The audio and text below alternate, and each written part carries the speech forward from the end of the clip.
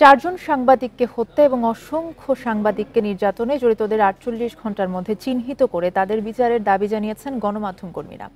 এ সময়ের মধ্যে পদক্ষেপ না নিলে কঠোর কর্মসূচি ঘোষণা করবেন গণমাধ্যম কর্মীরা। সম্প্রতি কোটা সংস্কার আন্দোলনকে কেন্দ্র করে ৪ সাংবাদিক নিহত ও ২ শতাধিক আহতের ঘটনায় নিন্দা জানাতে সকালে কারওয়ান বাজারে সার্ক ফোয়ারে মানববন্ধন করেছেন কর্তব্যরত গণমাধ্যম কর্মীরা। প্রিয় নম্বর সেট করে বিকাশে সেন্ড মানি করুন ফ্রি। আন্দোলন চলাকালে সাংবাদিকদের ওপর পুলিশ ক্ষমতাসীন দলের নেতা কর্মীদের নির্যাতন ও লাঞ্ছিত হবার ঘটনার প্রতিবাদ জানানো হয়। আমরা গণমাধ্যম কর্মীর ব্যানারে আয়োজিত মানববন্ধনে সাংবাদিকরা বলেন, যেভাবে সাংবাদিকদের ওপর হামলা করা হচ্ছে তাতে মাঠে ঠিকমতো কাজ করা কঠিন।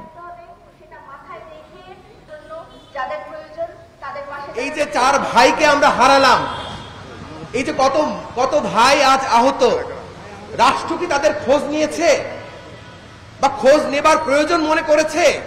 এই যে সাংবাদিকতা করতে গিয়ে আমাদের মৃত্যু, নিরাপত্তাহীনতা, ঝুঁকি, এর জবাব কে দেবে? আমরা যত বেশি টার্গেটেড হব তত বেশি আপনাদের সংবাদ প্রচারের দ্বার রুদ্ধ হয়ে যাবে, বন্ধ হয়ে যাবে।